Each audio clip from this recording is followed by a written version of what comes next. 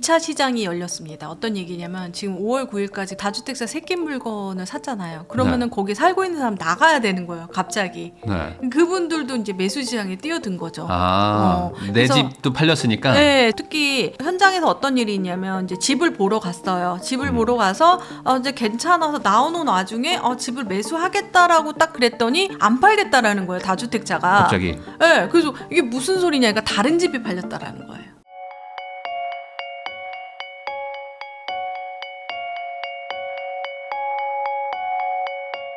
안녕하세요. 부익남TV의 부익남입니다. 오늘은 아임해피 공인중개사 대표님이시자 25년차 부동산 투자자이시죠. 아임해피님 모시고 최근 부동산 시장에 대해서 이야기 나눠보도록 하겠습니다. 안녕하세요. 안녕하세요.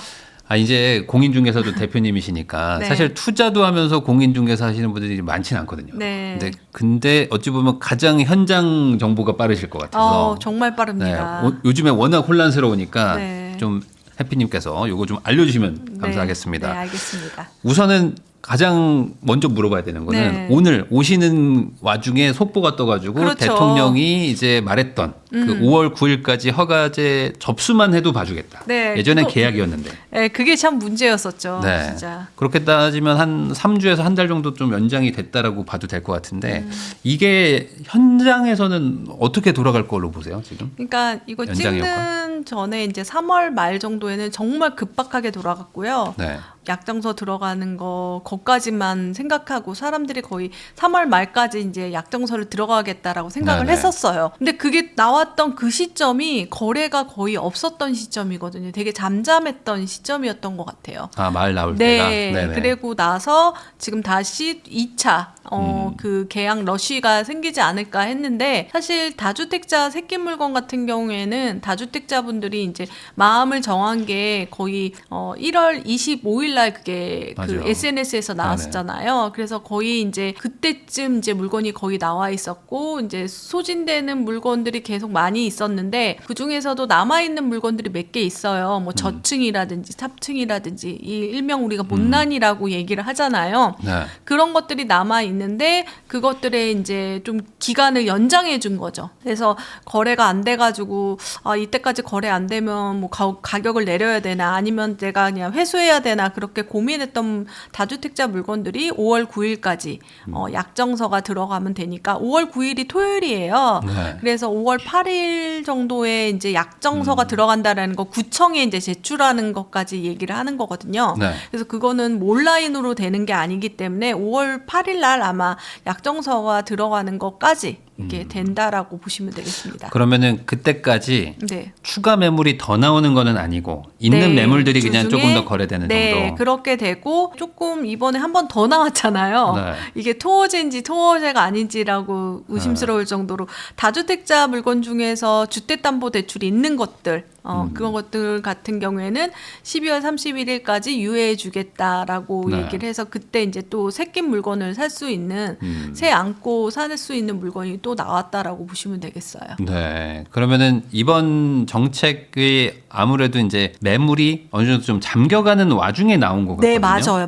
네. 맞아요. 그러니까 아무래도 좀 내부 데이터를 봤는데 네. 매물이 좀 이제 잠긴다. 네. 그러니까 이제 한 번 더 연장. 그렇지만 그 연장한 의도대로 매물이 더 늘어나기에는 조금 어렵다. 네, 지금 너무 급박하죠. 네. 상황이. 어차피 마음을 먹었던 다주택자들이 있고 특히 현장에서 어떤 일이 있냐면 이제 집을 보러 갔어요. 집을 보러 가서 이제 괜찮아서 나오는 와중에 집을 매수하겠다라고 딱 그랬더니 안 팔겠다라는 거예요. 다주택자가. 갑자기. 네, 그래서 이게 무슨 소리냐? 그러니까 다른 집이 팔렸다라는 거예요. 다른 집이 팔리니까 그러니까. 두세 개를 내놨는데 네, 내놨는데 이제 그래서 한꺼번에 물건이 갑자기 없어지거나 그리고 뭐 안 판다라고 하거나 그런 것들도 있었고 어떤 거는 또 원래 안 내놨었는데 자기 집이 팔리면서 이것도 그냥 이때까지 팔면 다 팔아서 그냥 하나로 갈아타겠다라고 네. 생각해서 갑자기 물건이 나온 경우도 있었고 뭐 현장에서는 계속 물건이 사라졌다 들어갔다 뭐 이런 현상이 지금 지금 벌어지고는 있습니다. 네. 그러면은 지금 이제 촬영일 기준으로 오늘 4월 9일인데 오늘 기준으로는 팔 사람들은 대부분 다 팔았다. 그리고 이제 남은 거는 안 팔릴 만한 물건이거나 네, 아니면은 그렇습니다. 팔든 안 팔든 상관없어라는 분들도 있는 건가요, 지금? 네, 있죠. 그냥 안 팔리면 가져가지 뭐. 가져가지 어. 그러면서 이때까지 안 되면 안 돼. 뭐 그렇게 생각하시는 분들도 많더라고요. 네. 그러면 여기서 또 궁금한 게 아예 매물을 안 내놓는 다주택자 분들의 심리 상태는 뭐예요? 그러면? 저죠. 그러니까 왜 버티겠다 그냥? 그게 이빨 꽉 아니라 깨물고? 지금 방금 전에 얘기했는데 네. 이게 1년 안에 여러 채를 팔 수가 없어요. 네. 예를 들어서 양도세 때문에. 양도세 합산가세가 되거든요. 근데 제가 이거가 나오기 전에 그 전에 이제 매도를 했어요. 3월인가? 아니 3월이 아니라 뭐 2월인가 그때 매도를 하나를 했어요. 그래가지고 이거를 다주택자 새끼 물건을 하게 되면 어차피 양도세가 너무 많이 나오는 거예요. 그렇게 생각하시는 다주택자분들이 많은 것 같아요. 근데 네. 중간은 피할 수 있잖아요. 지금 팔면. 네, 중간은 피할 수 있는데 그러면은 생각을 예전으로 돌아간다면 이제 중가를 파는 거랑 중가를 안 팔았을 때랑 어차피 시세나 어떤 세금이 비슷하더라고요. 제가 직접 겪어보니까. 네. 그래서 굳이 그냥 뭐 세금도 많이 내는데 그냥 1년에 하나씩 그냥 그렇게 하겠다라고 생각하시는 분들도 많고 그러니까 여러 어느 정도 가지 그 세금 올라가는 거 대비 상승률도 있기 때문에. 네, 그렇습니다. 그런 것들이 많은 좌우를 하는 것 같아요. 그럼 제가 이제 궁금한 거는 아마 시청자분들도 궁금하실 것 같은데 5월 8일까지 접수를 해야 되는데 네. 접수했다가 만약에 허가가 안 나오면 어떻게 돼요? 이거 큰일 나잖아요. 그래서 네. 그게 무서워서 3월 말까지 거의 접수를 한 거예요. 웬만하면. 네. 그래서 저희 같은 경우에는 이분이 다주택자냐 아니냐 궁금하다. 그랬더니 소장님께서 약정서를 냈거든요. 그분이. 네. 그래서 이분은 6채를 갖고 있어서 확실하다. 네.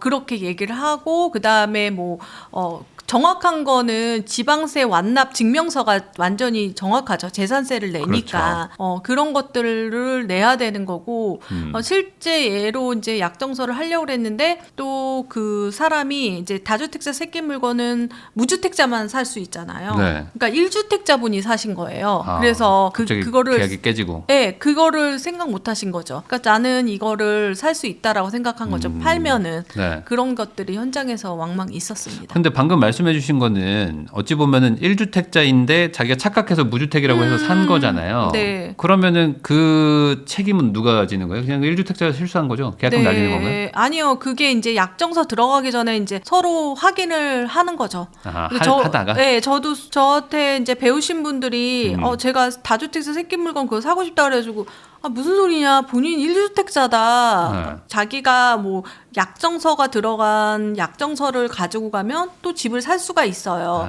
근데 그거는 못 산다. 다주택자 새끼 물건은 약정서 가지고 못 산다. 잔금이 넘어가고 그렇죠. 나서 무주택자가 된 상태에서 약정서를 써야 된다. 그래서 다시 이렇게 얘기해서 몰랐다고. 그러니까 이혼 준비 중인 분은 아니고 안 돼요. 이혼 확정 판결 받고 네. 나서 그래야 되는 거죠. 이 다주택자 새끼 물건은 그런 사람만 살 수가 있습니다. 무주택자만 살 수 있습니다. 그러니까 나도 팔았으니까 나도 살 수 있어요는 안 되는 거죠. 네. 그러니까 이게 생각보다 까다로워요. 까다롭고 네. 그러다 보니까 괜히 뭐 이렇게 5월까지 끌지 말고 3월 말 4월 초에 대부분 했다. 그래서 빨리 했어요. 되게 이게 안 되면 자기도 또 손해잖아요. 네. 양쪽이 다 손해이기 때문에 약정이라는 거는 계약이 아니기 때문에 둘 다 뭔가 뭐 안 돼가지고 허가가 안 나온다라면 책임이 없는 거예요. 그러면 돈을 그냥 돌려주고 끝이니까. 그 허가가 안 나오면 계약금을 돌려준다라고 보통들 쓰잖아요. 약정금이죠. 할 때. 그러니까 이제 서로 부담스러우니까 네, 부담스럽죠. 빨리 넣어보자. 네. 그러면 그게 역설적으로 한 2월 말 3월 뭐 그쯤에 갑자기 막 금매 나왔다. 했던 네. 게 그때 막 몰렸던 걸 수도 있겠네요. 네, 그때 좀 많이 몰렸던 거죠. 그러면 지금 앞으로는 매물들이 많이 사라지는 거예요? 앞으로 근데 어떻게 이제 5월 9일까지 이제 약정이 들어가면 된다라고 얘기하니까 네. 시중에서 남아있던 물건들이 가격 조정이 되겠죠. 가격 조정이 되는 특징이 있는 물건들은 세입자가 집을 안 보여주는 경우예요. 네. 저희도 세입자가 집을 안 보여줘서 안 보여준 상태에서 약정서를 쓰고 약정금이 들어오고 나서 집을 봤거든요. 네. 그래서 세입자 같은 경우에는 집 보여줄 의무는 없잖아요. 그렇죠. 그렇기 때문에 그런 물건들은 실제적으로 조정이 조금 되는 편이었습니다. 뭐 여러 가지 얘기를 해봤지만 아주 그냥 단순하게 정리하면 지금쯤이면 팔 사람들은 다 팔았다 정도라고 봐도 네, 뭐 크게 맞습니다. 문제는 없는 정도. 네. 그럼 앞으로 5월 9일 이후에는 양도세가 중과가 되잖아요. 네. 그럼 이제 아까 IMF님도 다주택자라고 하셨는데 그럼 예를 들어 뭐 70% 80%의 양도세율을 적용받으면 팔까요? 어떻게 보세요? 그때라도 팔까요? 제가 진짜로 중가를 팔아본 적이 있었거든요. 근데 네. 생각 없이 판 거죠. 생각 없이 팔고 세무사님이 그러더라고요. 아니 이렇게 양도세 내면서 팔아야 돼요? 그러니까 머리를 띵 하고 맞았죠. 그래서 계산해 보니까 너무 많이 네. 이게 나가는 거예요. 중가가. 그리고 장특공이라는 게 사라지다 보니까 네. 장기 보유 특별공제를 해서 오래 보유했던 것도 완전히 적용이 안 되니까 특히 오래 보유한 물건들 같은 경우에는 사실 5월 9일 양도세 이거 유예 전에 하시는 게 더 낫다라고 봅니다. 저는. 네. 네. 그러니까 지금은 세금 계산을 꼭 해보셔야 돼요. 네, 해봐야 돼요. 이게 버틴다고 해가지고 이득이 되는 것도 있고 아닌 것도 있고. 저희 실내로 저한테 네. 배우신 분께서 엑셀로 이제 저희 차트로 좀 관리를 하는데 어떤 그 물건이 언제 사고 언제 팔면 양도세가 2억이 깎이고 3억이 깎이고 그거를 아예 본인이 매수자가 정리를 하신 거예요. 네. 그래가지고 와 진짜 치밀하다. 이분은 그런 가격 조정이 되겠다. 이분은 이때 지나가면 양도세를 많이 내니까 이건 조절이 되겠다. 매도자 세무 상담을 해주셨네.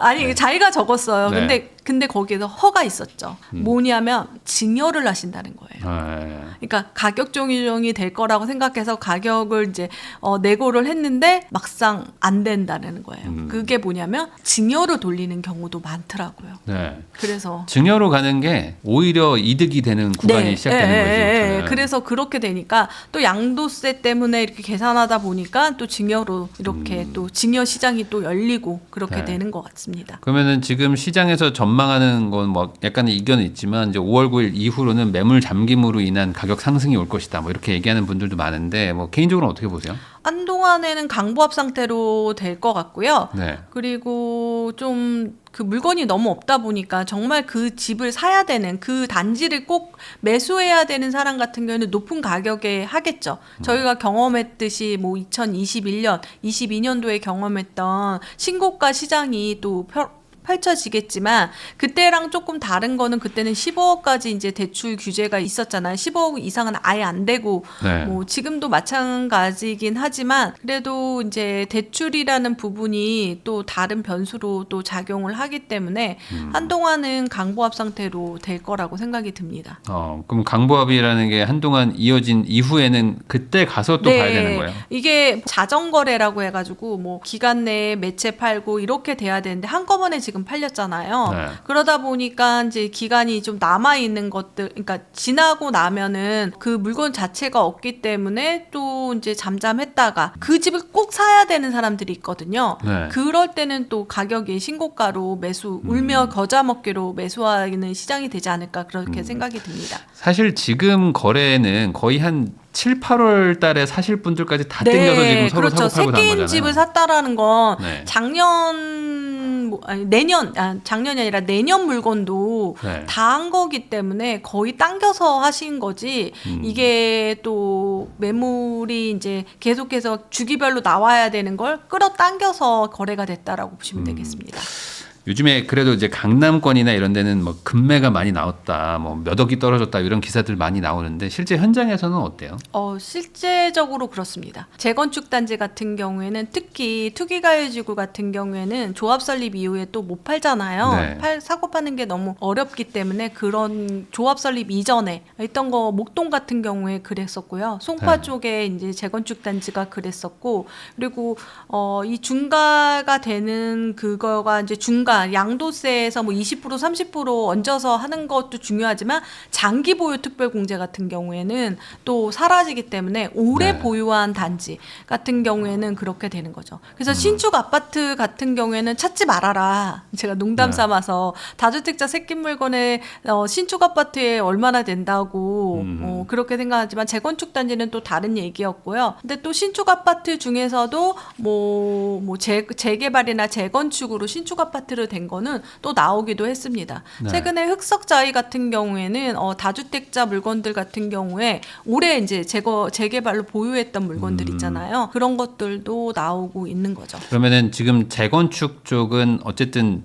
이 양도세 중과라기보다는 투기가율 지구 때문에 조합 설립되면 그렇죠. 10년 몇 년씩 막 묶여버리니까 네. 그게 걱정돼서 괜히 그 사이에 두 가지로 이제 나온 케이스죠. 두 개가 물린 거죠. 네. 그러다 보니까 겸사겸사 지금 팔자. 더 이제 그 신문에서는 막 뭐 엄청 많이 되지만 그렇게까지는 되진 않지만 그래도 가격 조정은 되고 있고 특히 20억 이상 시장에서는 그런 게 더 많이 보이는 거죠. 그러면은 재건축 단지만 보면요. 네. 5월 9일 이후에 이제 양도세 중과가 되면 네. 중과로 돌아가면 그분들은 팔아요? 안 팔고 안 팔아요? 이제 증여로 이제 대부분 가시거나 증여로 가나요? 어차피 정리를 다른 주택을 정리하거나 이렇게 네. 다주택자로 좀 변화를 주시겠죠. 그냥 어떻게든 제일 좋은 거 남기는 거는 동일한 거잖아요. 네, 그렇습니다.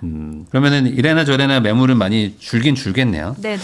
그 지금 급매물이라고 말할 만한 그러니까 매수자 입장에서입니다. 네. 매수자 입장에서 뭐 나름 좋은 동, 좋은 호실이 나오는 건 거의 없어요. 지금은.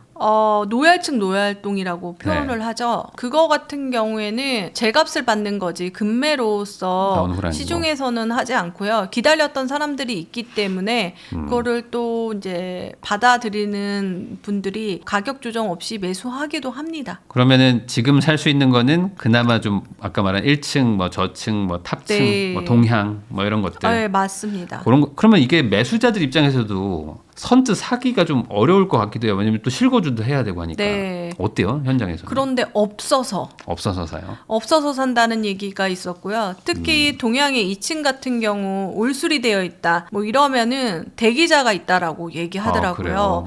그 정도로 이제 집 상태에 따라서 또 다르게 판단을 하시는 것 같아요. 반대로 그러면 강남이나 이런 데들 말고 뭐 중저가라고 말해야 될까? 뭐 15억 이하. 여기는 네. 지금 뭐 뜨겁다 이런 얘기들 들리잖아요. 더 어떻게 뜨겁고 그 다음에 또 뭐 10억 언더도 더 뜨거워졌던 것 같아요. 그러니까 지금 같은 경우에는 15억 시장이 이제 1015 대책 이후에 엄청 뜨거웠거든요. 네. 그리고 나서 이제 이 정책이 이제 나오고 나서 지금 같은 경우는 노도강이라고 하죠. 노원구, 도봉구, 강북구에서는 뜨겁게 거래가 잘 되고 있습니다.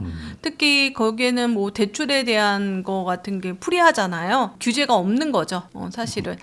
그래서 이제 생애 최초 같은 경우는 70% 대출 받으셔가지고 이제 집을 사는 경우도 있고요. 그쪽에서는 뭐 급매를 구한다거나 뭐 이러는 거는 좀 어려운 상황이죠. 네, 어려운 상황이에요. 근데 다주택자 물건 같은 경우에 그런 물건들 중에서 이제 세입자 보지 않는다.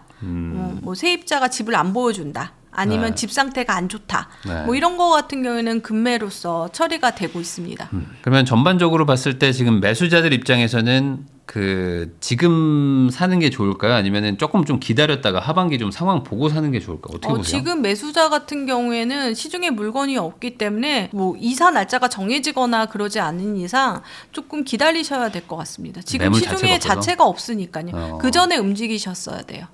그럼 지금은 약간 좀 늦은 느낌이다, 약간. 네, 그런데 이제 지역별로 좀 다르거든요. 지금 우리가 너무 규제 지역을 보고 있잖아요. 네. 이게 중과 같은 경우는 규제잖아요. 근데 예전 같은 경우는 저희가 규제 지역이 정말 지방, 광양까지 그렇죠. 지정이 되고 동두천까지 지정이 되는데 지금은 아니잖아요. 그래서 좀 더 지금 매수하는 사람들 중에서 이 시장 말고도 비규제 지역을 조금 바라보시면 더 좋지 않을까 싶습니다. 끝난 게 아니거든요, 시장은. 그쪽에는 뭐 여전히 매물도 있고 뭐 네. 갭 투자도 되고 네. 뭐 비규제니까 그쪽이 차라리 나을 수 있겠다. 왜냐면 네. 지금 규제 안쪽에서는 괜찮은 매물 구하는 것 자체가 어렵다. 네, 그러니까 조금 늦은 감이 있기 때문에 그렇다고 해도 우리가 이제 비규제 지역 같은 경우에서도 이제 저평가된 지역들도 있거든요. 네. 지금 너무 이제 규제 지역에 쏠림 현상이 있다 보니까 이게 갭이 이제 엄청 벌어지는 현상이 된 거죠. 그래서 갭 메우기 장이 또 펼쳐지지 않을까 그런 생각이 듭니다. IMF님하고 이야기 나누고 있습니다. 그러면은 이제 여기서 매수자 입장에서 한번 좀 설명을 좀 듣고 싶은 게 지금 시청자분들이 도대체 이렇게 대출 규제하고 특히 뭐 15억 넘어가면 뭐 4억, 뭐 넘어가면 2억 뭐 이렇게 사실상 취득세 내면 끝나는 돈밖에 대출 안 해주는 수준인데 누가 사냐? 도대체 누가 사느냐가 제일 궁금하실 것 같거든요. 현장에서 보시면 누가 사요, 도대체? 무주택자가 살고 있죠. 무주택자가 사요? 전세 살고 계신 분들이 살고 있습니다. 근데 그분들이 돈이 그렇게 많으냐? 이거에 대한 의문이 있으실 것 같아서. 이게 2차 시장이 열렸습니다. 어떤 얘기냐면 지금 5월 9일까지 그게 다주택자 새낀 물건을 샀잖아요. 그러면은 거기 살고 있는 사람 나가야 되는 거예요. 갑자기. 네. 그분들도 이제 매수 시장에 뛰어든 거죠. 내 그래서 집도 팔렸으니까. 네, 전세를 살고 있는 분들 같은 경우 집을 이제 마련하시려는 분들이 상당히 많습니다. 지금 네. 현장으로서. 그러네요. 제 집이 만약에 한 10개월 정도 남았는데 네, 불안하죠. 10개월 뒤에 갱신해야지라고 했는데 갑자기 집 팔렸다고 해버리면은 자기는 무조건 나가야 되잖아요. 네, 지금. 맞아요. 그분들도 오히려 지금 지금 생겼다. 수요가 생겼습니다. 음. 실제 예로 이제 집이 이제 토지거래 허가구역에서 이제 거래가 된다라는 거는 매수자가 입주한다라는 거잖아요. 네. 그러니까 그 세입자가 나가는 거예요. 그러니까 그 세입자분들께서 전세를 구하는데 전세가 없는 거예요. 그러다 보니까 자기가 전세를 구하지 않고 내가 세입자의 도장이 필요하거든요. 토어제 이런 거 같은 경우는 약정할 때는 도장을 찍어주지 않겠다. 네. 내 집이 결정되지 않으면. 그래서 거기에 관련된 소장님들이 다 밟았고 나서서 이제 전셋집을 구했는데 네. 진짜 구하기가 어려운 거죠. 실제적으로. 자기가 그러면은 기간이 남아있다 그래도 좀 불안하신 거예요. 세입자가 도장 안 찍어주면 어떻게 되는 거예요? 토어제 허가가 안 납니다. 그래서 기간이 오래 남아있기 때문에. 네네네. 그렇게 되는 거죠. 근데 이제 뭐 계약갱신을 했다 그러면은 세입자 도장도 필요 없는 경우도 있고 필요한 경우도 있고 여러 가지 경우가 있습니다. 토어제에서. 그러니까 지금 집을 팔고 싶어도 쉽게 못 파는 상황들도 많이 네, 펼쳐지고 맞습니다. 있겠네요. 네. 그런데 이제 말씀하신 대로 이제 팔기로 뭐 결정이 됐어요. 그러면은 나는 어쨌든 무조건 나가야 되니까 네. 그분들도 이제 집을 사러 가면 네. 결국에 이제 뭐 생애 최초나 뭐 이러신 분들도 많을 테니 대출 나오면은 산다. 뭐 그건 아마 가격대가 뭐 맞아요. 9에서 15억 될 거고 네. 25억대, 30억대 사는 분들은 무주택은 아닐 것 같은데 어떻게 보세요? 힘들어요. 이제 집을 팔고 사시는 분, 그러니까 집을 팔고 돈을 들고 계시는 분이었는데 네. 그분 같은 경우에는 대출이 어차피 2억밖에 안 나오니까 올 현금으로 매수를 해야 되는 거죠. 네. 기존 집을 팔고 돈을 들고 있다가 하든지 대부분 전세 살다가 오기는 조금 힘들고요. 그런데 이제 또 부모님의 도움으로 또 매수를 하시는 분도 있습니다. 네. 뭐 증여라든지 아니면 차용을 해가지고 한다거나 실례로는 또 재미난 거는 집주인이 근저당을 잡아준다고 네. 그런 경우도 그런 좀 경우도 있죠. 있습니다. 그러니까 네. 25억짜리 집인데 5억 정도 근저당을 잡아주면 뭐 20억까지 돈을 주면 되는 그런 상황을 만들어서 언제까지 돈을 주겠다. 뭐 네. 이렇게 얘기를 하는 경우도 있고요. 여러 가지 방법으로 또 하시더라고요. 우선 그렇게 해줄 테니까 네. 소유권 가져가라. 네네네. 나 종부세 내기 싫다. 뭐 이러면서 네, 가져가라고 하시는 맞습니다. 거죠. 그런 경우가 있습니다. 결국에는 지금 이렇게 집을 사는 이유가 말씀하신 대로 뭐 돈을 벌자 뭐 이런 거라기보다는 뭐 전세도 없고 지금 뭐 월세도 없고 하니까 그냥 어쩔 수 없이 집을 사게 되는 네네네. 뭐 그런 상황이 더 많다고 봐야 되는 건가요? 네, 지금? 실제적으로 그렇습니다. 지금 같은 경우에는 워낙에 역대급으로 공급 물량이 없다 보니까 그러고 실예로는 도봉구에 2억짜리 전세 아파트를 그러니까 3억에 전세를 냈는데 하루 만에 나가더라고요. 네. 그러니까 이게 뭐 거의 40% 육박한 가격이었는데도 바로 이제 계약이 됐다라고 하더라고요. 그래서 네. 진짜 전세가 없구나 그런 생각이 너무 많이 들었습니다. 그러면은 지금 앞으로 전세 만기되는 분들도 계속 나타날 텐데 네. 이분들 입장에서는 지금 가고 싶은 동네에는 물건이 없고 내가 안 가고 싶은 동네는 조금 있고 네, 뭐 그렇죠. 이러면은 결국에 이제 밖으로 나가든지 뭐 집을 사든지 뭐 이런 방법밖에 없겠네요. 네. 그러니까 전세를 계속 살면 제가 항상 하는 말이 있는데 나중에는 이제 4년 지나서는 더 넓고 더 멀리 이제 네. 갈 수밖에 없다. 그 돈으로는. 그런 생각이 드는 거죠. 그러면 결국에 이제 공급 대책도 지금 뭐 나오곤 있지만 사실 지금 관심도가 많이 떨어져 있는 상태입니다. 이게 네, 맞아요. 되냐 이게 네. 97 대책, 129 대책 나오긴 했는데 뭐 얘기하는 분들이 없어요 지금. 전반적으로 봤을 때 공급이 어떻게 보세요? 어떻게 보십니까? 지금 실례로는 작년에 그 기사가 났었는데요. 판교급으로 뭐 공급을 하겠다 그래서 어머 판교 같은 데가 생기는 거야 하고 제가 얼른 뉴스를 봤더니 그만큼 양을 3기 신도시에서 공급을 하겠다라고 얘기를 했거든요. 그래서 네. 제가 이제 청약 쪽도 관심이 많기 때문에 이제 3기 신도시 이번 올해 이제 공급 물량을 살펴봤는데 양이 적더라고요.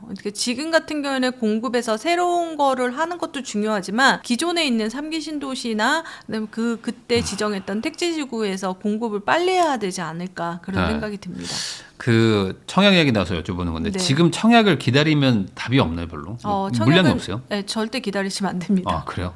왜냐하면 너무 가격이 이제 옛날에는 돈이 없으면 청약으로 하는 게 제일 좋은 내 집 마련 방법이었습니다. 근데 네. 지금 같은 경우에는 그냥 단순하게 분양가 빼기 뭐 6억, 4억, 2억으로 하시면 내 돈이 그만큼 필요하다라는 거죠. 네. 그러다 보니까 최근에 이제 반포에 있는 ODL 같은 게 제일 적게 최근에 좀 로또 분양들이 나오면서 14억이더라고요. 그러면은 14억이라고 해도 작은 평수긴 하지만 14억이면 6억 정도 대출이 나온다라고 치면 8억을 들고 있어야 돼요. 네. 그런데 청약은 뭡니까? 무주택자가 당첨되기 쉬운 거잖아요. 무주택자가 8억을 갖고 있어야 되는 거죠. 그러니까 집을 한 번도 안 샀는데. 안 샀는데 네. 되게 힘든 거거든요. 주식이랑 코인 같은 거나 예, 사업하신 분들 아니면 예, 하면서 그렇게 해서 들고 계시는 분인데 그렇게 들고 계신 분들이 그때까지 기다려서 내가 이렇게 40 타입 그 조그만 데에다 하겠어라고 생각하면 또 20억짜리를 간다라고 치면 4억 정도 대출이니까 16억이 있어야 되고 네. 뭐 조금 그렇게 청약 같은 경우에는 돈이 없으면 정말 당첨이 돼도 고민스러운 그렇게 보입니다. 그러니까 당첨이 되려면 역설적으로 아까 말씀하셨던 것처럼 부동산 빼고 나머지에서 엄청난 성과를 이룬 분들만 살 수가 있는 상황이죠. 예. 신혼부부 특권 같은 경우에는 특히 그렇거든요. 연봉이 엄청 많으면 집이 없어야 돼요. 그러니까 자산이 없어야 돼요. 네. 만약에 연봉이 높으면 그래도 너는 뽑아줄게 하라고 했지만 만약에 너 자산 4억 이상 있어? 부동산으로? 그러면 안 돼. 이렇게 되거든요. 네. 그러니까 역설적인 거죠. 그러니까 이게 당첨되는 사람들이 그럼 도대체 누구냐라고 보면 결과적으로는 부모님이 증여를 해줄 수 있는 네. 뭐 소수의 누군가 아니 정말 뭐 코인 대박 난 사람들 정도. 그래서 이걸 가지고 만약에 하게 되면은 나중에 이제 자금이라든지 이게 출처가 조금 명확해야 되지 않을까 싶습니다. 네. 그러면 이게 지금 결과적으로 뭐 전세도 월세도 많이 줄어들고 그러니까 강제 매수를 하게 되는 상황인데 이렇게 된 이유 중에 뭐 여러 가지가 있겠지만 토호제가 가장 좀 강력했다. 뭐 이렇게 보세요. 어떻게 보세요? 토제가 강력한 것도 있는데 또 하나 이제 포모 현상이 되게 많았던 거죠.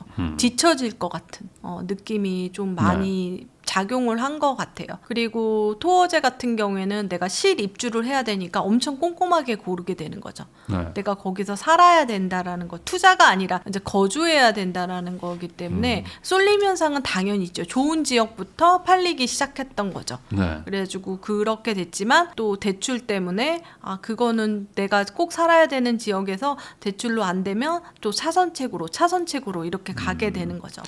그나마 뭐 서울 외곽지여도 좀 아파트 많이 모여 있고 네. 뭐 지하철 있으면 예전에는 안 가려고 했는데 이제는 진짜. 안 갈 수가 없잖아요. 작년 같은 경우에는 어떻게 거기를 추천하냐고 저한테 그랬었거든요. 그런 분들 많았죠. 지금은 거기라도 그렇게 거기라도 얘기를 간다. 합니다. 예.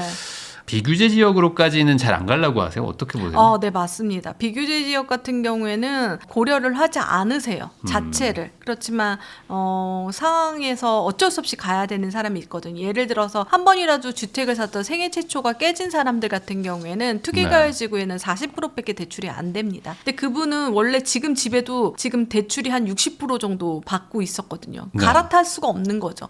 그리고 너무 대출 이자 때문에 부담스럽다고 그러면 아니 이 돈에서 더 많이 필요하게 된다고 아니면 지역을 옮기든지 아니면 평형을 줄이든지 그러면 안 된다라고 하면 그 비슷한 지역에 이제 비규제로 가면 70% 대출이 나오니까요. 네. 그렇게 하기 때문에 설득을 하게 되는 거죠. 과거에는 설득이 잘 안 됐는데 안 됐어요. 지금은 지금은 한번 좀 알아봐라. 지금은 조금 그래도 한번 알아보시면 없다. 예. 참 이게 좀 어려운 상황인데 그 5월달 이후에 어쨌든 지금 정부의 규제의 어떤 강도나 이런 것들을 보면은 더 세게 할 것 같죠? 뭐 네, 여기서 뭐 갑자기 당연하죠. 완화하진 않겠죠? 네, 네, 네. 뭐 어떤 게 있을까? 뭐 예를 들어 뭐 세금은 당연히 좀 인상을 할까요? 보유세 인상? 네, 보유세 인상은 당연히 이제 당연한 거라고 생각이 들고요. 네. 예를 들어서 그때 문재인 정부 때 그 종부세를 21년부터 상승해서 22년도에 최고로 이제 찍고 그렇게 보냈죠. 그리고 나서 이제 종부세가 줄어들긴 했는데 아마 이제 종합부동산세가 엄청 이제 또 가시화되지 않을까 그런 생각이 듭니다. 여기서 과거 문재인 정부랑 다른 거는 딱 이제 비거주 1주택자를 네. 어떻게 할 아. 거냐에 그게 지금 추가된 게 있거든요. 네. 이 비거주 1주택자가 투자와 투기가 섞여 있다 뭐 이렇게 지금 정부가 네. 보고 있는데 여기 규제할 것 같으세요? 어떻게 보세요? 그게 이제 그렇게 되면 엄청나게 많은 사람들이 이제 타겟이 되는 거잖아요. 네. 그렇기 때문에 그런 거에 대한 두려움은 다 갖고 있고 실제적으로 현장에서 은퇴하신 분 중에서 비거주 주택 같은 경우에는 매도하시려고 네. 하시는 분도 있더라고요. 그래서 아예 집을 살까요? 제가 거주하는 집을 살까요? 이제 그 세금이라는 게 소득이 없는 상태에서 종합부동산세를 내는 건 정말 큰 거거든요. 그래서 네. 현장에서는 그렇게 생각했는데 아직 결정된 게 아니니까 어차피 1주택자니까 갈아타더라도 조금 이게 나오면 이제 가시화되면 그때 결정하자 그렇게 얘기를 했습니다. 그래서 지금 매물을 좀 내놓게 할 목적으로 뭐 지금 대통령도 그렇고 정부에서도 비거주 1주택자는 뭐 한시적으로나마 뭐 이 갭 투자를 뭐 허용한다. 뭐 이런 식으로 해서 이제 뭐 매각을 할 수 있게 하겠다라고 네. 하는데 그런 정책이 나오면 조금 시장에 매물이 좀 늘어날까요? 또 나오겠죠. 이게 지금 보면 정책이 되게 특이한 게 계속 나오는 게 매물을 나오게 하는 정책을 한 거잖아요. 네. 그래서 아마도 그런 걸로 인해서 나오게 하는 정책을 하지 않을까 그렇게 생각이 듭니다. 제가 이걸 왜 여쭤보냐면은 무주택자 분들 입장에서는 지금 다주택자 매물들 나오는 것 때문에 지금 마음 조급해가지고 막 샀단 말이에요. 네네네네. 근데 사실 더 많은 매물은 비거주 1주택자들 매물이 더 많잖아요. 어찌 맞아요. 보면은 거기가 더 맞습니다. 똘똘한 애들이 네, 많단 말이에요. 맞아요. 대부분 거기가 똘똘해. 여기는 다주택자들 가지고 있는 좀 이상한 것도 많이 가지고 있어요. 맞아요. 그러니까 그거를 노려볼까 하시는 분들도 있을까봐. 네. 네. 아마 이게 이제 가시화 되면은, 한 내년 이제 6월 전까지 아마 이게 나오지 않을까 싶은데요. 6월 1일 기준으로 무조건 세금이 되는 거니까. 네. 이제 세법을 이제 바꿔야 되는 그런 게 되기 때문에 그렇게 진행을 하게 되지 않을까. 지금, 지선이 있기 때문에 그것까지는 얘기 안 하시는 것 같아요. 네. 그럼 아마 뭐 가을이나 뭐 네. 그럴 때 항상 뭐 규제책 한번 나오니까 네. 그때 1주택자도 만약에 나온다면은 그럼 이게 뭐 예를 들어 뭐 12억짜리인데 비거주 1주택자예요. 뭐 여기까지 규제는 안 하겠죠? 아무래도 좀 고가로 가죠. 예, 고가 시장이라고 그래서 제가 또 본인 집은 15억이 아니니까 걱정하지 마세요라고 얘기를 하는데 네. 그거에 대한 이제 구체적으로 우리가 비과세 기준도 있고 그다음에 네. 종부세 기준도 있기 때문에 12억 공시지가 기준으로 아마 나누게 되지 않을까 싶고 금액별로 또 나누지 않을까 그런 생각도 듭니다. 좀 누진세로. 네. 그러면 전반적으로 지금 고가 주택 뭐 예를 들면 뭐 30억, 40억, 뭐 50억 이런 거를 1주택자지만 뭐 비거주로 하고 있다. 그래서 그러면 상당히 지금 위험한 거야. 위험하죠. 실제적으로 그거에 대해서 되게 두려워하시는 분들이 상당히 많습니다. 특히 고가 주택 같은 경우에는 네. 아예 들어갈까 이렇게 생각하시는 분도 있습니다. 들어갈 수 있으면 다들 들어가려고는 할 거 아니에요. 왜냐면 네. 그거를 판다는 거는 좀 쉽지 않을 것 같은데. 네, 팔면은 지금 같은 경우 그걸로 해서 내가 무엇을 할까 또 생각을 하다 보니까 또 한 실례로는 아예 그냥 거주를 하고 주택연금으로 돌리겠다. 뭐 이렇게 생각하시는 분들도 계시더라고요. 그런 식으로. 네. 전반적으로 그렇게 해가지고 매물이 조금 나올 수는 있다. 네. 그 하반기나 뭐 내년 초에. 그렇죠. 그런데 그 나오는 매물대 가격대가 지금보다 싸냐 비싸냐가 핵심일 것 같은데. 예, 그렇죠. 그래서 12억 그 이하 공시지가의 기준으로 했을 때는 그렇게 영향은 없지 않을까. 근데 지금 시장에서 가장 많이 팔리는 시장이 지금 15억 언더 시장인데 네. 거기에서 물건이 나오기는 조금 힘들지 않나 그런 생각이 듭니다. 그러면 반대로 지금 1주택자 실거주가 제일 좋겠네요. 네, 1주택 실거주. 그렇죠. 예. 이사 다니는 게 정말 이제는 힘들지 않을까 그런 생각이 듭니다. 야, 근데 이게 참 살다 보면은 뭐 직장을 잠깐 네, 바꿔야 될 그렇죠. 수도 있고 뭐 순환근무도 있고 한데 앞으로 이렇게 계속 집을 살 거면 한 채만 사고 실거주를 해라. 라고 하면은 뭐 좋은 거 가지고 계신 분들은 별 걱정이 없지만 뭔가 신규로 뭔가 이 시장에 들어오려고 하시는 분들 입장에서는 어떡하죠? 없죠. 네. 그러니까 더 좋은 집을 찾으시려고 그래요. 거주를 해야 되니까 또. 이왕 사는 네, 거. 토지거래 허가 구역이 나오고 나서 가장 또 이슈화됐던 게 학군지였거든요. 네. 그러니까 아이들 키우는 사람들 같은 경우는 학군지 같은 경우도 또 따지게 되고 특히 그리고 역세권 위주로. 그러니까 되게 특이한 게 진짜 역세권 위주로 가장 많이 팔린 것 같아요. 왜냐면은 뭐 주 5일 내가 지하철을 이용해서 가야 되기 때문에 그렇게 네. 되고요. 그러니까 뭔가 외곽으로 나가더라도 역세권이면 역세권, 간다. 네, 그렇게 되더라고요. 왜냐면 이제 출퇴근 시간도 고려를 해야 되니까. 네, 맞습니다. 그러니까 이게 실거주를 강조하는 순간 이제 양극화가 어쩔 수 없이 일어나는 거죠. 어쩔 수 없이 벌어지게 예. 됩니다. 됩니다. 이 분위기는 더 계속한다. 네, 라고 보시는 그렇게 거죠. 되고. 좀 전반적으로 이렇게 좀 풀어주거나 할 수는 없을까요? 너무 멀리 왔나요, 이미? 이 너무 멀리 왔고요. 투기가의 지구가 되고 나서는 어쩔 수가 없는 것 같아요. 모든 규제가 다 있는 거잖아요. 네. 조정 대상 지역 같은 경우 세법에 대한 기준이 그게 상위법으로 다 있기 때문에 뭘 할 수가 없는 거죠. 예를 들어서 또 재건축 재개발도 마찬가지고 절대로 풀어주지 않을 것 같고 세금도 마찬가지이기 때문에 이 기조 그대로 가는데 또 다른 곳을 지정하느냐 이게 네. 제일 문제죠 지금. 비규제 지역을 또 지정할까봐 두려워하시는 분도 있어요. 추가로 또 뭐 조정 대상 지역 같은 것들. 그럴까봐 그거에 대한 두려움이 있습니다. 이게 한 3, 4개월 전만 해도 토어제 풀 수도 있다 이런 얘기도 나왔는데 진짜 어느새 지금은 그런 얘기는 뭐 쑥 들어갔습니다. 안 되겠죠? 뭐 지방선거 이후에라도 뭐 어렵겠죠? 현실적으로? 네, 토어제 지정 그거 나오고 나서 이제 그 제가 서초구청에 있는데요. 중개소가 서초구청에서 공문이 내려옵니다. 새 안고 물건 다 지우라고 광고해서 아파트는 그거 불법 광고라고 그렇게 그러네. 토어제니까. 그렇게 했는데 지금은 이제 또 새 안고 물건 또 살 수 있어서 그게 있긴 있는데 이제 12월 31일 이후에는 또 그게 또 싹 다 사라지지 않을까. 새 안고 그러게요. 물건이 그렇습니다. 아까 잠깐 얘기해 주신 거 그 이제 대출을 상환하라. 그래서 그거가 싫으면 이제 다주택자 기준으로 무주택자한테 팔아라. 네, 맞습니다. 요걸로 나올 매물이 많아요? 별로 없어요? 근데 이제 다주택자 같은 경우는 상환하는 그 물건들 같은 경우 몇 개 안 되거든요. 네. 근데 그거를 어떻게 또 발견하셨는지 이게 연장을 안 해주는 거는 맞습니다. 저도 연장을 안 해줘서 하루 아침에 이제 3억을 그날 대출금을 갚은 적이 있었거든요. 네. 그래서 연장은 안 해주는 거는 다 기정사실이 돼 있어서 대부분 다주택자들이 이제 어떤 방향성을 가지고 있었을 거예요. 근데 이제 새 끼고 팔고 싶은데 새가 껴있어서 못 파는 사람들이 몇 개 정도는 있을 것 같고 그래서 그거에 대해서 또 물건들이 나오지 않을까 싶습니다. 그래도 저도 뭐, 조금이지만 그래도 나온다는 거. 그러니까 이 대책이 없었어도 아마 새해 끝났을 때 팔고 싶으셨을 거예요. 엄청 대부분. 팔고 싶죠. 네, 다들 다 왜냐하면 팔고 싶죠, 갑자기 뭐지. 상한 들어오는 게 가장 무섭거든요. 네. 만약에 상한 들어와서 그날 안 갚으면 바로 연체자가 되는 겁니다. 네. 그렇기 때문에 다주택자 같은 경우에는 대출 같은 경우 만기가 되면은 좀 더 빠르게 움직여야 되지 않을까 싶습니다.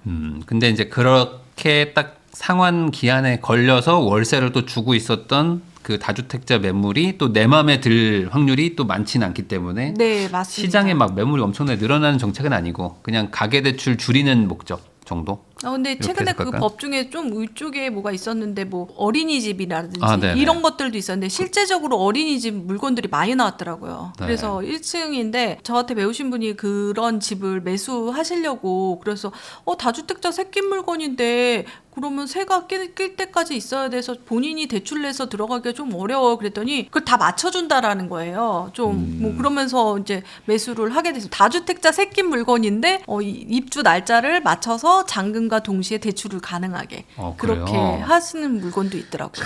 그게 나왔던 거예요. 네. 실제적으로. 세상이 이제 점점 복잡해집니다. 이게 점점 복잡해지고 막 저는- 잔금이 막 1년 뒤 막 이런 맞아요. 것도 나오고 진짜 저는 이번에 이제 네. 투자자에서 이제 중개사로 이제 했을 네. 때 너무 재미난 현상은 제가 약정서를 못 써보잖아요. 네, 네. 다주택자니까 수많은 약정서를 보니까 와 이렇게 사람들이 약정서를 쓰면서 집을 사고 있구나라는 게 진짜 느껴지더라고요. 그게 그러니까요. 건건마다 너무 다릅니다. 네. 진짜로. 다 뭐 돈 구한 방법도 다르고. 예. 특히 다주택자 새끼 물건 같은 경우에는 전세 반환 대출이 1억밖에 안 되기 때문에 네. 그게 제가 갭 끼고 샀지만 나중에 세입자가 만 5억이었으면 잔금, 그러니까 세입자 내보낼 때 4억이 필요한 현금을 네. 4억을 다 준비해야 되죠. 그 대출은 안 되고 네. 그런 상황이 되기 때문에 그를 계산하는 그 엑셀 시트로 계산을 해가지고 이해를 시키는 게 일입니다. 근데도 불구하고 그렇게 해도 계속 산다. 사람들이. 네네네. 그걸 이해를 하시고. 이게 안 사면 안 될 것 같아서 그런 거죠. 결국에는 뭐 더 돈을 막 더 벌자 뭐 이런 거라기보다는. 그거는 네. 좀 아니고요. 그래도 오를 거라고 생각해서 매수를 하시는 것도 있지만 전월세를 살고 계시는 분들 같은 경우는 특히 불안해하세요. 네, 참 쉽지 않은 상황이긴 합니다. IMFP 공인중개사 대표도 하고 계시죠. IMFP님하고 이야기 나누고 있습니다.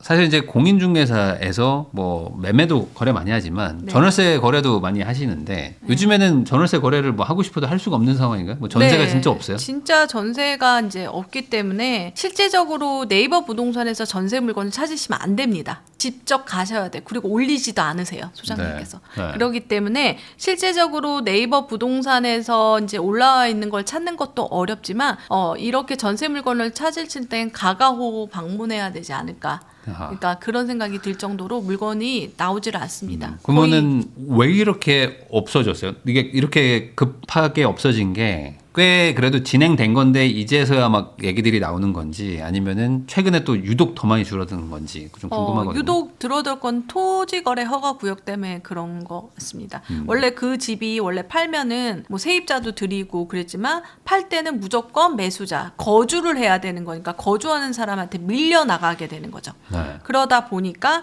전세 물건이 나오기가 힘들고 전세 물건은 다주택자가 이제 공급하는 건데 이제 거의 그거를 매도를 하다 보니까 그 매도를 해도 그게 이제 그 사람이 또 들어와서 사는 거잖아요. 네. 그러다 보니까 전세 시장에 이제 그게 하나의 작용으로 보이면서 영건이라고 나올 정도로 그렇게 보이고 있습니다. 그 전세 없다라는 얘기가 많이 나왔던 게 이제 뭐 작년 말에도 좀 나왔는데 그땐 그래도 월세로 전환된다 얘기들이었는데 지금은 월세도 없다 이런 얘기도 많이 들립니다. 월세 매물, 전세 매물 둘 다 0인 단지들도 네, 있는데 너무 깜짝 놀랐습니다. 월세는 왜 주는 거예요? 월세 같은 경우에는 이제 만약에 대출 그런 부분도 있겠죠. 만기가 되거나 그렇게 되면은 대출을 내서 월세 세팅을 하시는 분들도 많잖아요. 네. 그러다 보니까 아예 그냥 매도를 하거나 대출 내기도 힘들고 이자도 오른다라고 하고 막 이러다 보니까 뭐 월세 같은 경우에도 더 줄어들게 되고 그래서 중간에 이제 반전세 시장이 조금 많은 편입니다. 반전세 같은 경우에는 아직까지 이제 보증금은 많고 월세까지 이렇게 내는 거는 아직 정서상 잘 안 맞잖아요. 네.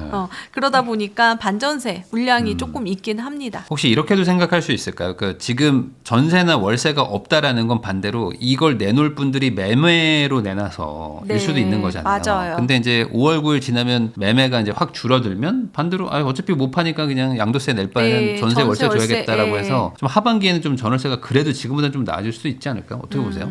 그런데 이제 이게 물량이 또 공급해 줘야 되는 게 있거든요. 시중에 이 전세를 구하시는 게 자연적으로 현상이 생기잖아요. 뭐 결혼을 하거나 이혼을 네. 하거나 뭐 이런 것들로 필요한 사람들은 계속 이제 늘어나는데 이제 집은 이제 늘어나지 않게 되다 그렇죠. 보니까 전세 시장은 계속 카오스로 들어가지 않을까 그런 생각이 듭니다. 지금 뭐 경기도 외곽이나 이런 데 가면 공급이 좀 많은 동네들 뭐 그런 데는 전세들이 좀 있거든요. 매물들이. 맞아요. 그러니까 거기까지 가야 되는 거예요. 어찌 네, 보면 뭐 계속 맞습니다. 다들 밀려 나가면 뭐 경기 남부나 이런 데 가면 좀 매물 있는 데까지 가야 되는데 현실적으로 출퇴근이나 뭐 이런 거 실거주를 고려할 때 거기까지 갈 수 없는 분들도 많으니. 맞아요. 그러니까 이제 가까운 동네는 다 전세가 없고 이거 어떡하냐 계속 이런 생각인데 전 월세는 계속 좀 올라가는 추세로 봐야 되나요? 이대로 가면? 예, 그렇죠. 지금도 방금 전에 얘기했는데 전세가 부르는 게 값이라고 얘기할 정도로 네. 전세값이 급격하게 상승되고 있습니다. 없으니까 울며 겨자 먹기로 아마 전세를 들어오시는 것 같아요. 이게 2+2 계약갱신 청구권 때문에 원래는 이제 2년마다 매물들이 계속 나왔어야 되는 게 네. 이제 4년에 한 번 나오니까 지금이 약간 보릿고개고 한 2년 뒤엔 좀 많이 나온다 이렇게 볼 수도 없을까요? 없을까요? 그렇게 되는데 그게 또 새 안고 팔렸어요. 다주택자 새 안고 팔린 물건들이 있어서 거기에 또 입주를 해야 되는 그렇게 되는 의자 뺏기라고 하지만 들어오는 사람이 수요가 있기 때문에 계속 의자는 부족하지 않을까 싶습니다. 이대로 가면은 26년, 27년에 전세가 더 많이 튄다 뭐 이런 얘기들도 하시는 분이 있어요. 맞습니다. 그거에 대해서는 동의가 되세요? 네, 그 어떤 방법이 또 나올 수도 있겠죠. 또 아까 2+2 얘기했지만 2+2+2, 그러니까 6년까지 또 늘리면 또 다른 시장이 되지 않을까. 또 그거를 예측하기가 조금 힘들더라고요. 그때 2+2 하면서 또 전세가 급격하게 빠졌던 시장이 있었는데 그때는 이제 금리가 너무 급격하게 오르다 보니까 저도 예상치 못했는데 이제 전세 자금 대출을 받으신 분이 만약에 100만 원 정도 만약 이자를 내고 있었다는데 그때 당시 200만 원을 낸다는 거예요. 그러면 이 돈으로 차라리 월세를 간다. 이렇게 해서 월세를 가거나 그러다 보니까 역전세 시장이 되다 보니까 또 매매가 안 되다 보니까 또 전세 물량이 많아지고 그렇게 되다 보니까 어떤 정책에 인해서 또 변화가 되지 않을까 그런 생각도 듭니다. 그러니까 매매는 모르겠는데 전월세는 올라가는 걸 막을 방법이 마땅치가 않다고 네, 저는 생각이 들어요. 맞아요. 뭐 주변에 집을 많이 지어주든지 뭐 아니면 오피스텔이나 빌라가 막 갑자기 대규모 공급이 돼가지고 뭐 정한 데만 가서 잠깐 살다 온다가 돼야 되는데 지금 뭐 다 안 되고 있거든요. 그럼 이 상황에서는 결국에 아까 말씀하셨던 어떤 뭐 그런 극단적인 정책 같은 것들 네, 이런 그런 것들을 걸로 조금 할 완화시킬 확률이 수도 있을 것 같아요. 근데 그거를 해도 예를 들어 여기서 2+2+2를 간다고 해도 이게 잡히나요? 집값이? 살던 분들은 괜찮아도. 네, 처음에는 조금 그게 또 효과가 있더라고요. 그때 2+2 했을 때도 약간은 조금 전세값이 진정되는 그런 게 있었죠. 뭐 4년치를 받는다라고 하지만 구하는 수요자가 안 나온 거잖아요. 2+2에 갇혀 있어서. 그러니까 2+2에 6년을 또 갇혀 있다 보니까 그 수요가 또 줄어들게 되는 효과는 있을 거라고 생각이 듭니다. 글로 갈까요? 그쪽으로 갈까요?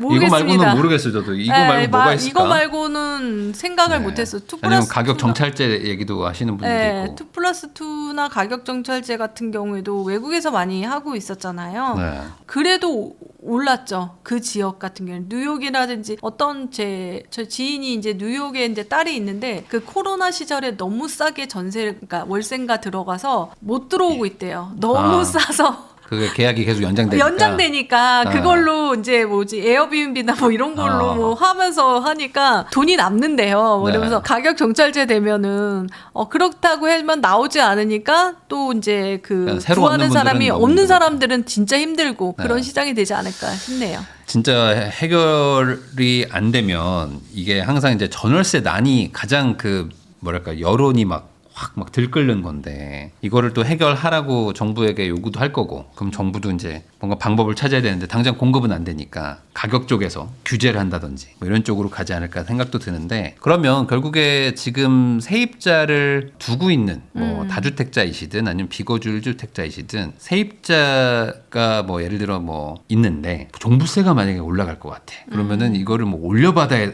된다. 올려받아야지만 내가 뭐 겨우 보유세를 낼 수 있지. 이거 못 올리면은 예를 들어 내 소득으로는 감당이 안 돼. 그렇죠. 이런 분들은 저 월세 받아서 뭐 내면 돼요. 이렇게 얘기하는 건 좀 너무 좀 순진한 생각일까요?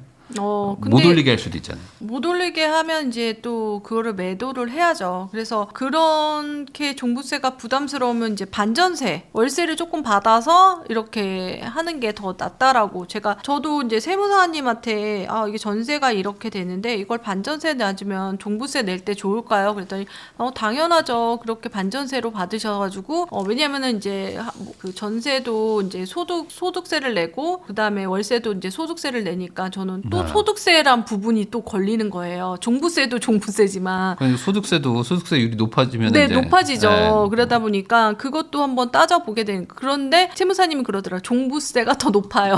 종부세가 훨씬 높다. 그래서 월세를 바꾸는 게 더 나아요. 그렇게 얘기를 하시더라고요. 그러니까 이게 다들 이제 고생스러운 길들이 이제 가는 것 같아요. 그러니까 뭐 세금이 늘어나면 사실 뭐 누구 하나 뭐 좋을 건 없을 텐데 이런 상황에서 그러면은 예를 들어 계약갱신 청구권을 쓸 수는 있는 상황이신 거예요. 뭐 다행히. 근데 뭐 예를 들어 한 9월 달에 갱신권을 쓸 수 있는 뭐 주인이 있는 거기서 살고 계신 분은 연장을 해야 될까요? 아니면 뭐 지금이라도 뭐 사요? 당연히 연장해놓고 네. 그리고 집 사고 3개월 전에 노티하면 나갈 네. 수 있잖아요. 그래서 100% 연장하라고 그래요. 저는. 우선 연장해놓고 생각해라. 연장하고 그리고 그런데 이제 2년이 꽉 채운 사람들 있잖아요. 네. 보니까 나와야 되는 사람들이 있어요. 그러면 저 중간에 세 빼고 나오라고 얘기를 합니다. 그래서 집을 매수하실 분은 매수하고 연장하면은 되게 마음 편해요. 지금 같은 경우는 토어제 같은 경우에는 약정서 쓰고 4개월 안에 입주를 해야 되거든요. 그래서 언제 집주인한테 얘기할까요? 그렇게 얘기하더라고요. 그래서 약정서 쓰시는 날, 약정서 허가 나신 날 계약서 쓰고 4개월 잔금으로 하시면은 뭐 3개월 전에 노티해도 되지만 그래도 그날 나간다고 미리 알려줘라. 그럼 마음 편하죠. 이사 날짜 맞추기가 너무 좋습니다. 계약갱신 청구권 제도가 이제 묵시적 갱신을 이제 그대로 갖다 네. 써가지고 그냥 플러스 2를 쓰는 순간 언제든지 나가도 되는.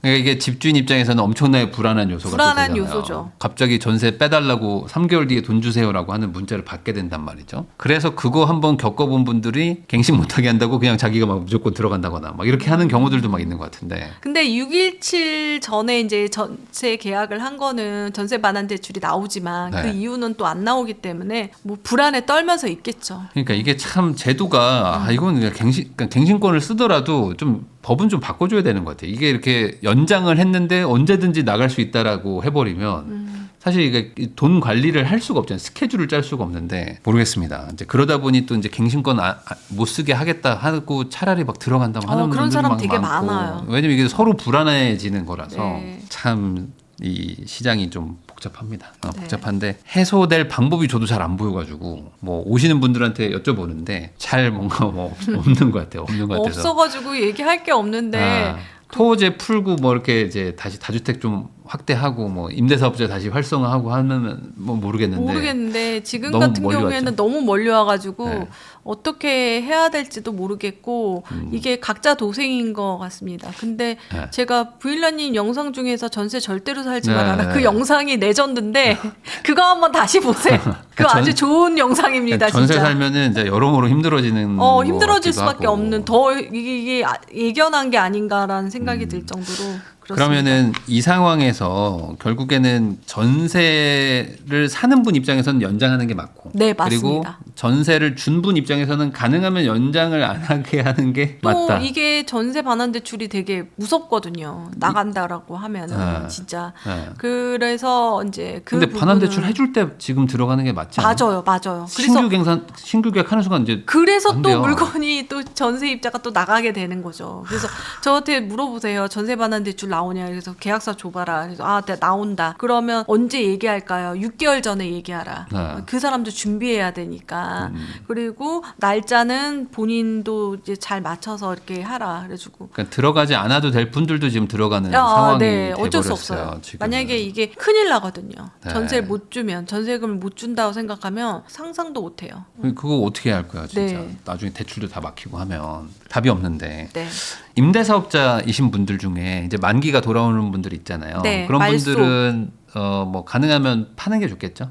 뭐 어떻게 보세요? 말소가 되고 이번에 또 얘기하셨는데 말소되고 사실 임대사업자 집은 중과를 안 받습니다. 네, 의무 기간 다 하면. 네, 의무기간 다 하고 다 마치면은 근데 그거를 이제 아마 유예를 할 것 같아요. 며칠까지 팔아라 이것도 나오지 않을까 생각을 하게 뭐 됩니다. 몇 달 정도 주겠죠. 뭐. 네. 네. 저도 이거에 해당되는 물건이 있어서 조금 마음을 5월 9일까지 안 판 것도 솔직히 있습니다. 네네. 근데 이거는 의무를 다 지켰기 때문에 그거에 대해서 또 소급이다라고 얘기하는데 또 어떤 법이 나올지 모르겠지만 요 임대사업자에 대한 물건들을 또 다주택자 물건들을 매물을 나오게 하는 정책이 또 나오지 않을까.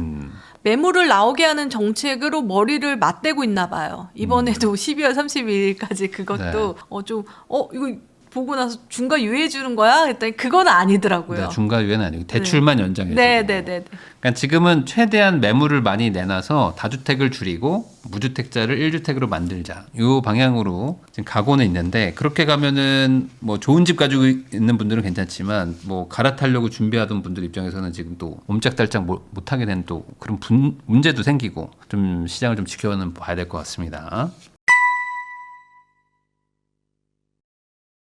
IMF님하고 이야기 나누고 있는데요. 그러면 이제 집을 살려고 마음 먹은 분 입장에서는 이제 보통 이제 전세가 만기가 돌아오는 그런 분들이 이제 제일 걱정인데 맞아요.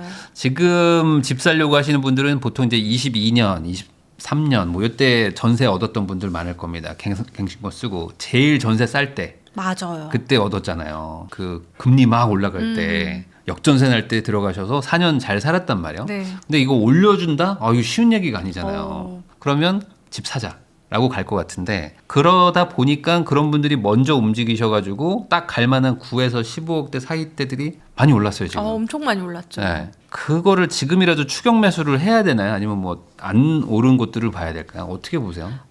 이게 단지별로 조금 되는데 급등한 단지는 조금 위험하다라고 생각이 들고요. 네. 그리고 나서 다른 대안을 조금 가져보는 것도 좋을 것 같아요. 딱 그것만 타겟으로 하지 말고 여러 가지 후보군을 가지고 있으면 좋고 최근에 너무 급등한 단지 같은 경우에는 그 이유가 뭔지 한번 조금 살펴봐야 돼요. 뭐 진짜 물건이 없어서 그런지 아니면 미래 가치 때문에 그런 건지 그렇게 보시면 될 것 같고 그리고 다주택자 새끼 물건들이 없다 보니까 또 금매가 없어서 더 그렇게 보이는 단지들도 있더라고요. 그게 아무래도 이제 실거주성을 중시하다 보니까 네, 맞습니다. 살기 좋은 동네들 위주로 많이 올랐는데 네. 그러다 보니까 가는 게 더 간다라고 생각해서 네. 그냥 지금이 오히려 싸다 하고 사는 분들도 있단 말이에요. 우선은 단기 급등한 거는 좀 리스크가 있는 건가요? 네, 단기 급등한 거는 리스크가 있고, 이제 금액대별로 좀 많이 차이가 나니까 지금 같은 경우에는 그렇다고 해서 15억에서 뭐 25억까지 그 시장 뭐 4억 대출, 2억 대출 이쪽도 가기가 또 쉽지가 않아요. 네. 그렇게 또 자신의 상태에 따라서 조금 다른 것 같습니다. 그러면 이제 결국에 비규제 지역들이 그래도 좀 덜 올랐으니까 네. 그쪽으로 가는 게 어찌 보면은 지금은 투자적으로는 맞을 수는 있는데 반대로 거기는 선택을 잘 못하시죠. 안 올라가니까 비규제지 이렇게 생각하는 것도 있고 괜히 그거 샀다가 또 규제 지역 되면 어떡하는데 라는 생각도 있고 뭐 복잡하신 것 같아요. 네. 어떻게 해야 돼요? 근데 이제 그 급등한 지역 옆에 동생 지역이 항상 있거든요. 네. 예를 들어서 노원구가 최근에 많이 올랐는데 이제 동생 지역을 의정부라고 하는데 최근에 의정부도 이제 슬며시 이제 거래가 조금 잘 되고 있습니다. 네. 그런 시장을 조금 봐야 되는 거죠. 어. 광명이 너무 뜨다 보니까 부천시장도 최근에 이제 거래가 되고 네. 동생 지역도 한번 비규제 지역에서 자신이 뭐 아까 얘기했죠 1주택자 한번 생애 최초가 깨진 분은 70% 대출이 되기 때문에 그런 것도 같이 보는 게 좋습니다.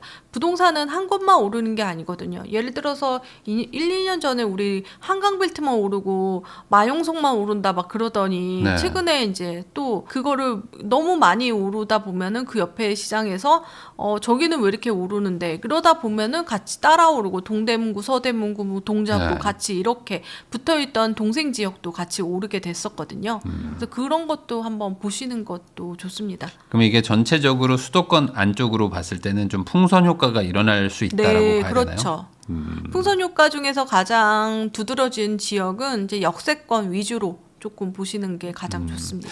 지방 얘기도 여쭤보는 분들 많은데 이렇게 토어제가 대규모로 딱 지정되는 순간 물론 뭐 비규제 지역에 투자하시는 분들도 있겠지만 지방의 광역시에 사시는 분들은 그 동네에 그냥 집을 사겠다 하는 수요로 좀 전환도 될까요? 뭐 소위 말하는 대장 아파트들, 지방 대장.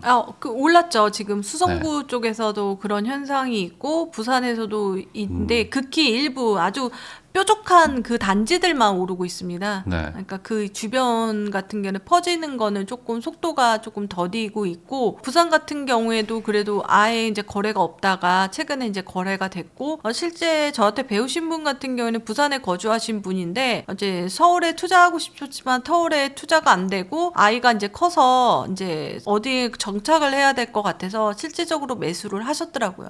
그러니까 어떤 정착의 의미로 또 이렇게 사게 되더라고요.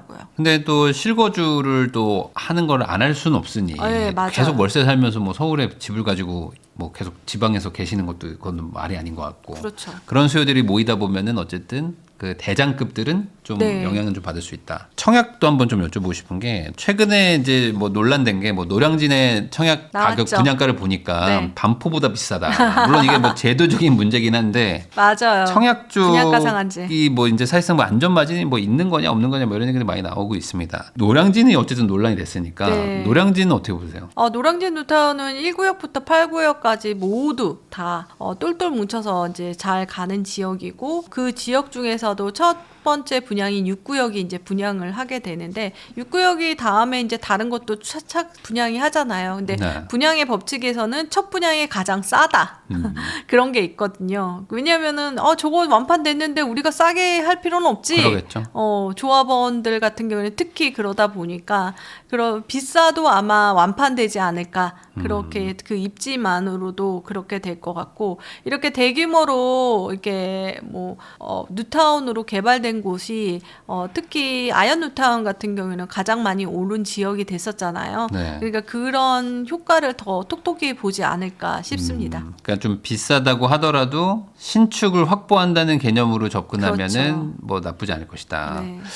근데 여기서 채권 입찰제 같은 게 나오면 어떻게 돼요? 이제 그거는 그때 한번 얘기가 나왔었는데 안 될 가능성이 높다라고 생각이 들거든요. 채권 입찰제 가기는 좀 어렵다. 네. 가기가 그때 판교에서 한번 실행을 했었는데 네. 더 안 좋게 돼버리다 보니까 아마 근데 뭐 또 이거를 다시 쓴다라고 하면은 또 시장은 또 다르게 흘러가겠죠. 왜냐면 또 이제 로또 청약 얘기들 계속 나오고 또 기금도 부족하고 막 그러니까 또 뭐 입법 발의가 막 되고 막 그러긴 하더라고요. 근데 이게 좀 현실적으로 쓰기가 좀 정치적인 네. 그런 위험도가 있다. 네, 근데 노또 분양 같은 경우에는 강남 서초 송파 용산 아까 분양가 상한제 지역만 해당이 되고 다른 네. 지역은 아니기 때문에 노량진 투타운의 분양가가 그 노또 분양이라고 말하기는 조금 그렇죠.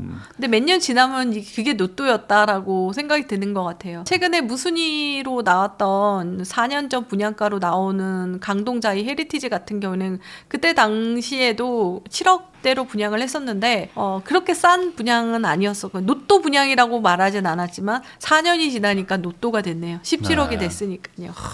그러면은 결국에 청약은 뭐 받을 수 있으면 받아라. 네, 뭐 이런 그렇게 건가요? 되는데 이제 자금 계획을 세울 때 가장 중요한 건 중도금 대출은 다 나옵니다. 네. 뭐 금액 6억, 4억, 2억으로 상관없이. 그런데 이제 잔금할 때 대출을 받을 때 조금 문제가 있고 노량진 뉴타운 같은 경우는 거주 의무가 없기 때문에 이제 세를 이제 계속 줄 수도 있겠죠.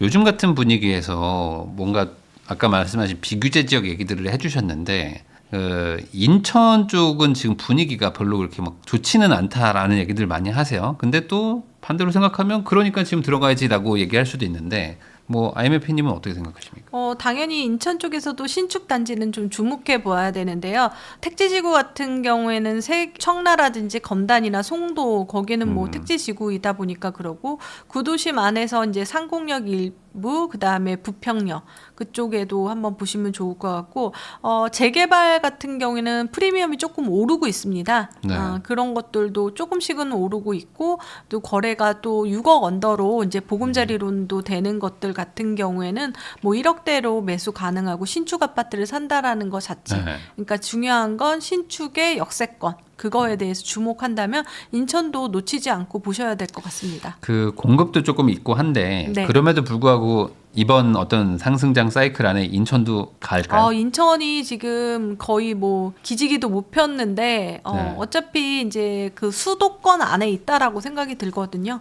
1시간 내에 서울에 도착할 수 있는 그런 곳이라고 하면은 또 수도권 내에서도 인천도 주목해 봐야 될 것 같습니다. 인천에 투자를 하려고 하시는 분들 그런 아니면 경기도권에 투자하는 분들은 사실 GTX를 제일 많이들 그렇죠. 보는데 어쨌든 지금 B는 착공을 했고 C도 뭐 하려고 하는 한다고 것 하죠. 같아요. 네. GTX 옛날에 한번 또 난리 나서 뭐 그런 데 막 오르고 했었는데 인덕원이요. 대한민국의 중심이었잖아요. 인도건이 뭐 다 이기는 수준이었는데 지금 다시 또 그 분위기가 또 재현될까 어떻게 보세요? 이 GTX의 폭발력. GTX를 이제 타봤잖아요. GTX A를. 그러니까 도어 투 도어라는 의미로 조금 뭐랄까 갈아타거나 이럴 땐 가는 건 빠른데 네. 이용하기가 조금 어렵다라는 얘기가 있어요. 생각보다 네. 이용할 수 있는 단지가 많지 네, 않다. 없다라고 보여지는데, 근데 이제 중심에 이제 삼성역을 통과하지 않아서 그렇다라고 얘기하는데, 거기가 이제 통과가 된다라고 하면 너무너무 획기적인 거기 때문에 뭐 GTX 근데 도보권이 거의 없어요. 역세권 아파트가 거의 없는 게 그렇죠. 조금 안타깝다라는 생각이 네. 듭니다. 네. 그래도 이제 B나 C는 그래도 좀 역세권 아파트들도 좀 있잖아요. 뭐 없진 않잖아요. 아예 없진 않잖아요. 뭐 부평도 그렇고. 뭐. 아, 근데 착공식은 했는데 착공이 안 되고 있어가지고 그게 아니, 공사를 이제- 지금 하고는 있습니다. B는 하는데 이제 좀 걸리겠죠. 네, 그래서 이제 되면 좋죠. 나중에 결국에는 오를 이유를 막 찾잖아요, 사람들이. 그러니까 올라가야 되는 이유를 막 만들어내잖아요. 그러면 역시 GTX B야 하면서 막 다시 또 막 갈까요? 마석이 뜬다, 막 옛날 막 그랬잖아요, 옛날에. 저는 호재는 양념 같은 거라고 생각이 들거든요. 그래서 너무 호재에 대해서 너무 깊게 메인 재료는 아니다. 아니다. 근데 매도할 때 좋은 재료라고 하죠. 매수할 때는 고려하지 말아라. 그렇게 얘기합니다. 그러면은 철저하게 위치만 보고 입지만 보고 네, 그렇게 좀 절대적인 물리적 거리 네, 이런 그것도 것들을 조금 체크를 하셔야 됩니다.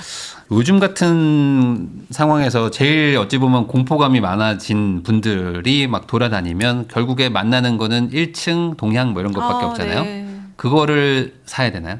그거라도 아니면은 아예 동네를 벗어나서 제대로 된 로얄동 로얄층을 사는 게 낫나요? 그러니까 더 멀리 가서. 용의 꼬리냐 뱀의 머리냐 뭐 네. 이렇게 보실 수가 있는데 그 입지에 따라 좀 다를 것 같아요. 그리고 제가 이제 그 매도까지 생각을 하다 보면 내가 진짜 이분이 이제 한 번은 갈아타실 분이라고 하면 내가 정말 갈아탈 때 못 갈아타는 경우가 있거든. 안 팔려서. 그래서 이제 나홀로라든지 이런 거를 제외하고 뭐 1층이나 뭐 동양이나 뭐 탑층 같은 경우에도 또 그 지역마다 좀 다르거든요.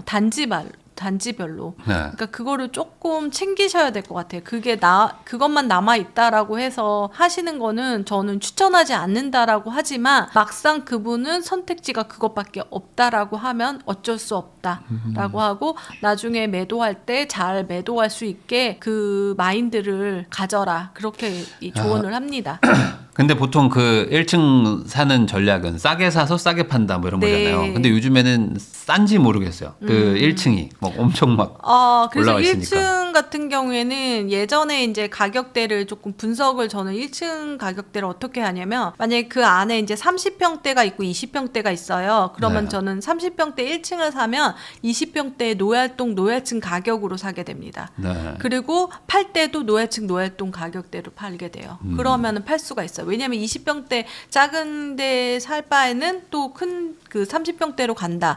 뭐 그래서 저는 그런 식으로 조금 가격을 조금 맞추고 그 옆 단지에서 올 수 있는 가격을 조금 정확하게 판단하는 게 가장 좋습니다. 그러면 반대로 얘기하면은 막 조급해가지고 막 가자마자 막 사고 그러면 그러면은 안 되고요. 가격은 분석하셔야 못 됩니다. 팔 수도 있겠네요. 나중에. 네, 네. 그게 파는 게 조금 어려운데 저도 1층 같은 경우에는 많이 팔아봤는데 1층은 또 특수한 사람이 있죠. 집은 어떤 임자가 딱 한 명인데 그 사람들이 많으면 모수가 많으면 많을수록 좋은 거죠. 그럼 지금 안 오른 비규제 지역들 좀 보고 그리고 네. 그 안에서 좀 괜찮은 단지들 사놓으면 네. 나름 또 조금 시간이 지나면 거기까지 온기가 좀 갈 네, 것이다. 온기가 갈 거라고 네. 생각이 듭니다. 그 이유는 결국에 전세나 월세가 너무 적으니까 그 매수자분들이 그쪽까지 간다 이렇게 봐야 되는 걸까요? 네, 부동산은 유아 독존으로 되는 게 아니라 그 지역과 지역, 네. 단지와 단지가 다 사슬고조로 다 연결되어 있다라고 보거든요. 네. 이쪽이 없으면 그쪽을 대안을 찾고 그러다 보면은 갭매우기가 이제 되는 현상이 되는데 그 시기가 조건이 조금 다른 거죠. 예전에 같으면 시차를 두고 빨리빨리 진행되는데 이번에는 조금 한강벨트 위주로 너무 집중이 됐었어요. 네. 뭐 그러다고 하지만 그 다음에 이제 그쪽으로 넘어가게 되고 시간에 조금 차이를 둘 뿐이지 어차피 그 길은 다 흐르게 된다라고 보시면 되겠습니다. 그러면 이제 마지막으로 이제 1주택이신 분들이 어찌 보면 더 속상한 것 같아요. 지금은. 맞아요. 네, 왜냐면은 이게 대출 규제도 있고 해가지고 내 집을 팔아봐야 내 집보다 더 안 좋은 데 가거나 비슷한 가격대밖에 못 가는 분들도 많거든요. 그러니까 소위 말하는 맨날 업그레이드를 해도 되나요를 질문 많이들 하시는데 대출이 안 나오는데 그럼 어떻게 하라는 거냐. 그러니까요. 그럼 1주택자들 어떻게 해야 돼요, 지금? 1주택자 같은 경우엔 특히 대출이 이제 40% 이제 투기가해주고는 40%라고 하고 대부분 제가 플러스 대출이나 대출을 더 내거나 자금할 때 플러스 3억 원 정도 있으면 갈아타라고 하거든요.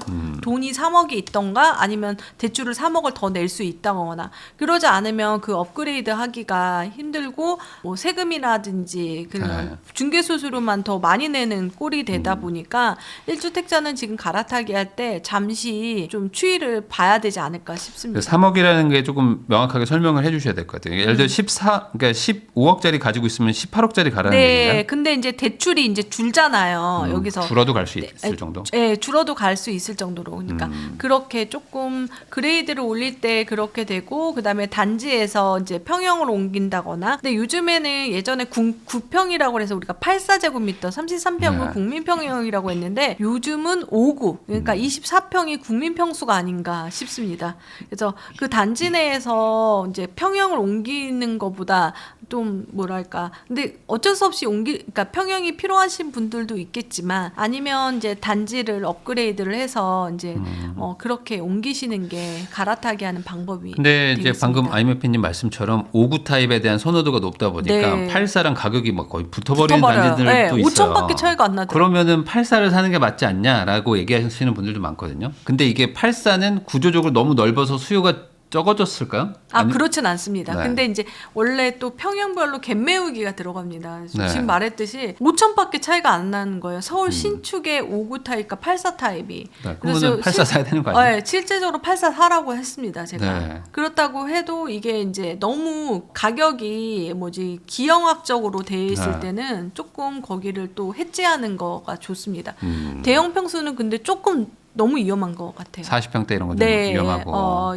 40평대 같은 경우에는 특수한 지역이 아닌 이상 그 수요가 찾기가 진짜 어렵더라고요. 30평대까지는 수요를 찾을 수 있다. 사실 3인 가족도 아이가 뭐 어린이면 괜찮은데 성인이거나 하면은 5구 타입이 좀 작게 느껴지는 경우들도 네. 있잖아요. 뭐 그런 수요가 아직은 있다. 네, 방 3개, 욕실 2개 구조를 원하시는 분들이 3인 가족이거나 4인 가족, 특히 4인 가족은 이거 없으면 안 된다고 화장실을 동시에 쓰기 때문에 힘들다고. 그렇죠. 방은 모르겠는데 화장실은 무조건 2개가 있어야 된다. 그렇게 돼서 항상 집을 물어볼 때 제가 이게 물어봅니다. 방이 몇 개 있어야 되고 화장실이 몇 개 네. 있어야 되냐. 그래서 그거를 좀 찾기도 하고 그렇고 그걸 절대 포기 못한다. 그렇게 얘기하시는 분도 있습니다. 전반적으로 점차 이제 실거주를 더 강조하다 보니까 그렇죠.